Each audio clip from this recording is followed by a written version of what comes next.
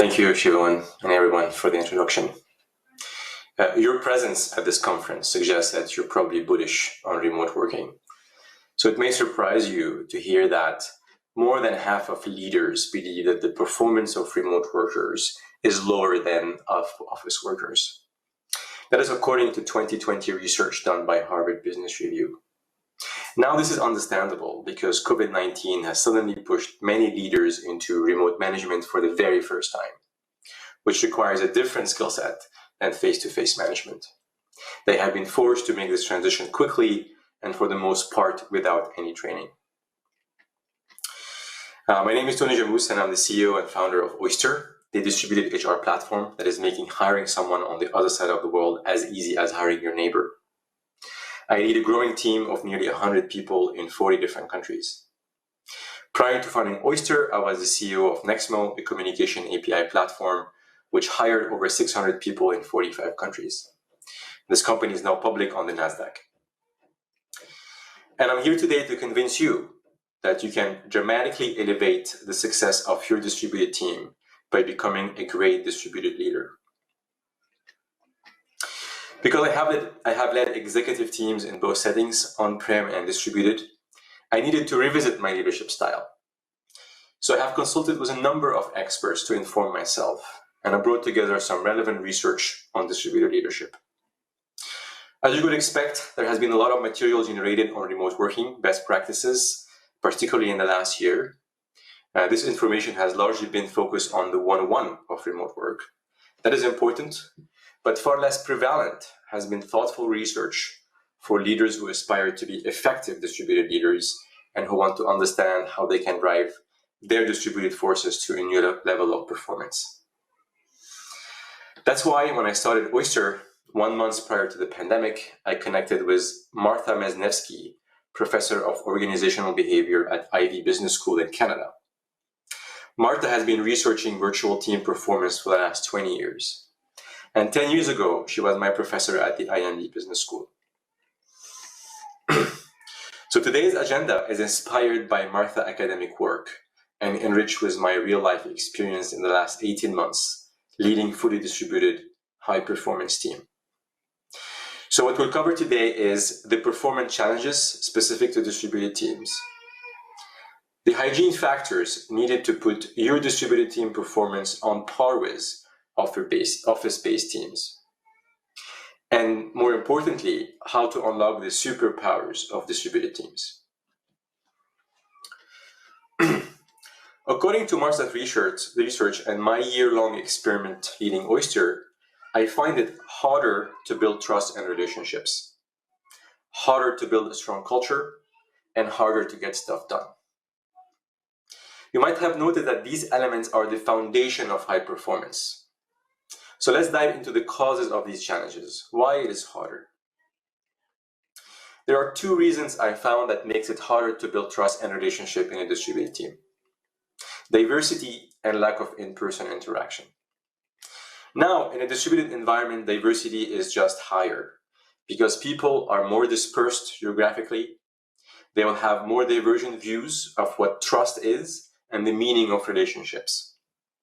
That will lead to an increasing conflicts in the team. Take an example. A Swedish non-direct feedback style can clash with a Dutch very direct feedback. In the office, people have more chances to reconcile these differences. In virtual teams, these differences are non-moderated and non-mitigated. You have to think about it anyway in the office, but in a distributed environment, it becomes critical.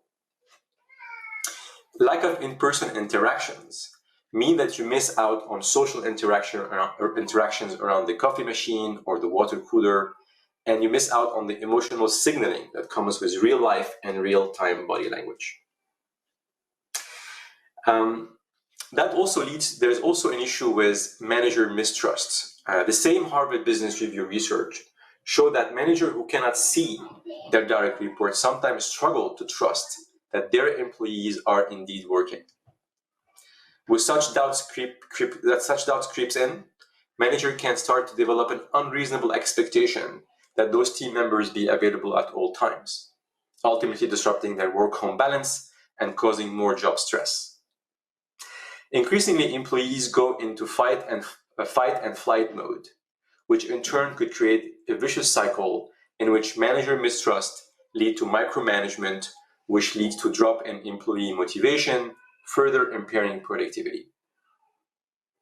The takeaway here is that things that took care of themselves in the office now require deliberate thought and the action of leaders to make them work. Now let's move to why culture is harder to build in a distributed environment. I was in London a few weeks ago and saw a van of a B2B coffee provider with a slogan, "We make business culture." I smiled because I knew that there is some truth to that. When people used to go to the office, they had their rituals.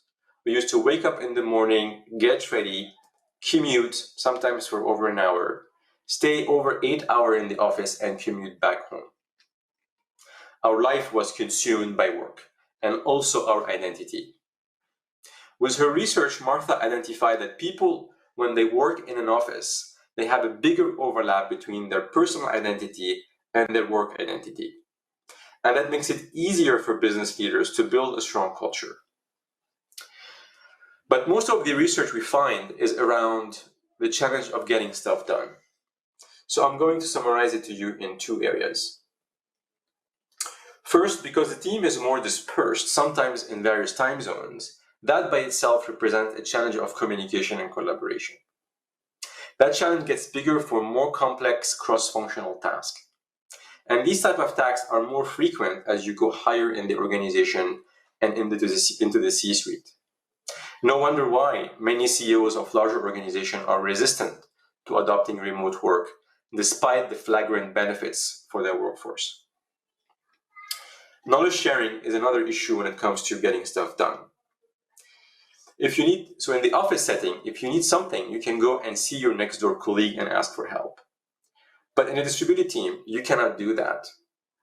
So people can sometimes feel stuck, especially if they need to ping a colleague on the other side of the world. So since trust, culture, and getting stuff done are a foundation to the team high performance, now we see why it's harder for leaders to drive performance in a distributed settings. That's why in order for leaders of distributed team to achieve equal performance as their on-prem counterpart, we need to address these three hygiene factors. So addressing these three hygiene factors to achieve equal performance to on-prem teams. And because they are harder in a distributed environment, we leaders have to deliberately take actions, else the chances of overperformance are null.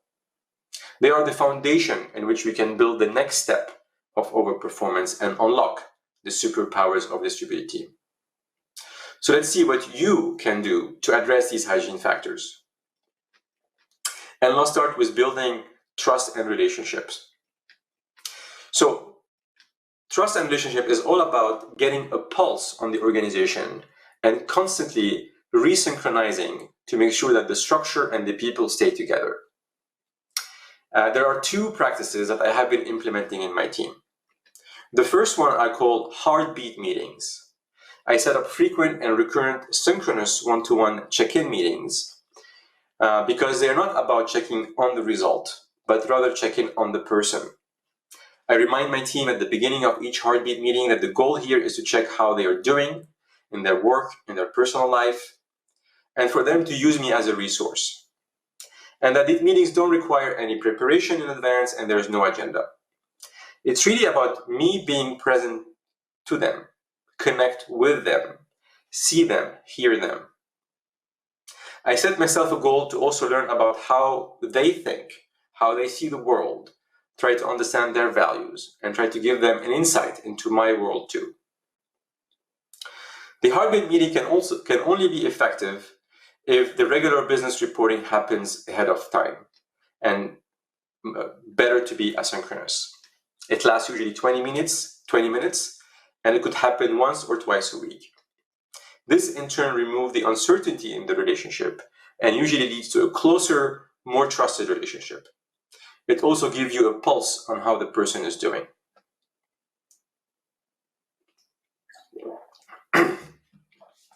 Now, the other practice that I use to build trust and relationship is to actively, I call it active conflict detection and resolution.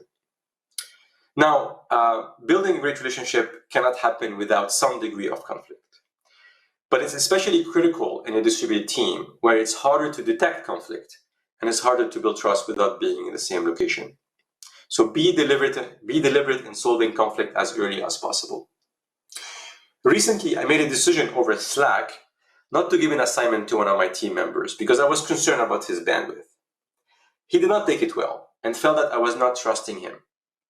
It took me 10 minutes to get him on a Zoom call and clarify the issue so that this conflict does not linger and turn into a behavior issue that would hurt him and the team. Now moving on to culture. How to build a strong culture in a distributed environment. There are many cultural defining values that are required for the success of any high-performing organization, such as trust, transparency, integrity, or customer centricity. However, we leaders need to add yet another essential value to allow our distributed team to perform as well as an office team. That value is about measuring outcomes and not inputs. A result-driven culture becomes a foundation of performance in a distributed team. At Oyster, we tell people it does not matter how many hours you put in to do your work. What matters is getting the job done. But not every organization is ready to adopt a result-driven culture. There is some infrastructure and discipline that need to be there, especially in the area of setting clear goals and expectation. At Oyster, we use a method called OKR, Objective Key Results, using a combination of top-down and a bottom-up approach. I do set the year objectives and the team define the quarterly key result and their value. As you can see, distributed forces focus on performance and give less room for relationship-based politics. You end up with a leaner, more performance-oriented culture. Of course, having heartbeat meetings help with that because clearly for some people, a very performance-focused culture is going to be very scary. Moving on getting stuff done. As you recall, one of the challenges in distributed team is to enable people to get stuff done across various geographies and time zones. As a leader, you need to think carefully about how you're going to empower people to be effective and how you can align your company's success with their success. Now, the web is full of knowledge around that area, and the foundation is to adopt asynchronous mode of communication and collaboration. At Oyster, we call them the tools and the rules, and we are very prescriptive about what to use when. For instance, our default mode of asynchronous communication is Slack, but certain meetings such as all hands, decision meetings, or issue resolution meetings need Zoom. We also use Loom to fill the gap for more spontaneous and low formality idea sharing. For project and task management, we use Google Docs for light and disposable documentation and Notion as a dynamic source of truth and the permanent documentation. By describing how the team works together is not enough. You need to be disciplined in how you use them and reinforce them across the organization. At Oyster, we want the executive team to be the role model for the rest of the organization by becoming the best distributed exec team. So we spend a higher percentage of our time thinking about how we're going to work together and share internally our approach so that we model the way for other teams in the organization. Example, 1 week per month, and it happened to be this week, we run 100% asynchronous week, in which we replace our exec team meetings and our one-to-ones with social meetings and force ourselves to do the meetings asynchronously with the use of Loom videos and Google Docs. We also flipped the updates of our all hands meeting to asynchronous to show the example. For instance, yesterday we closed our Q2 quarter and I did a video recording of the message and I sent it to the company to watch. So far, we've discussed the three major challenges of performance in a distributed team: trust, culture, and getting stuff done, and some of the recommendation of what you can do to address these. This will get your distributed team performance on par with that of an in-office team. Now let me tell you what you need to do to unlock the superpowers of distributed teams and how you can take your team's performance to the next level and overperform in office teams. Compared with when you only worked in person, there are 4 key team processes you can now do even better. And if you do so, you can drive your distributed team to outperform other teams. The first one is equal participation, which is one of the best predictors of good team decisions. Now, asynchronous communication modes level the communication playing field and drive more equal participation. In distributed team, who speaks up and who gets heard is less about who has the loud voice or power in the room. It's more about the ideas themselves. For instance, an expressive extrovert may dominate a face-to-face meeting, but in an asynchronous setting, their ideas have equal airtime to the reflective introvert. Even status has much less impact on asynchronous communication. In a regular face-to-face meeting, there are all kinds of nonverbal signals about who should speak when. These are much less evident in distributed setting, freeing up the input of less powerful people. Now, with more equal participation, your team will get more good ideas, enabling better decision-making. The second superpower is about less groupthink, which is another strong predictor of good team decisions. Now, in a face-to-face team, there is one conversation at a time. At some point, several people start to comment on a particular idea, and it begins to dominate the discussion. Before you know it, that idea has support, and other ideas get lost, even if they're good.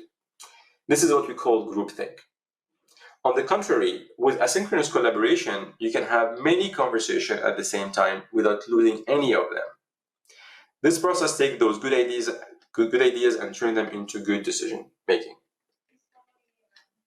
The third superpower is about better conflict resolution.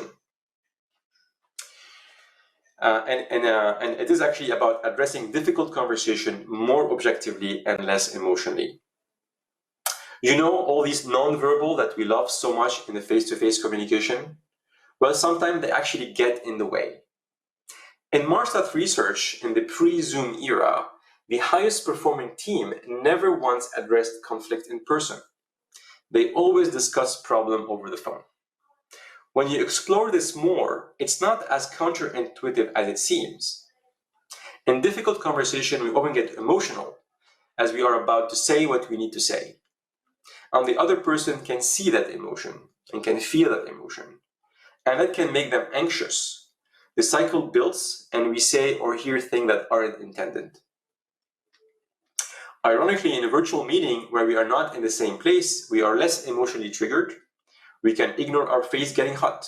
We can pause for a breath before we respond to the other person. We snap less. The trust we have built with people with the hygiene factors is especially important here. Without trust, virtual conflict resolution does spiral into misunderstanding and blame. When the team is solid, this way of communicating becomes a huge driver of overperformance.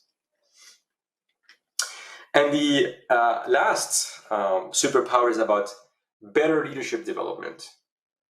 Good distributed teams develop the leadership capability of their team members better than in-office teams. As we've learned, leading a distributed team is more difficult than leading an office-based team. There's simply more to manage. You have to not only manage the work, but also how the work gets done. We also have to spend more time and effort building trust and culture. This is why high-performance teams share more leadership.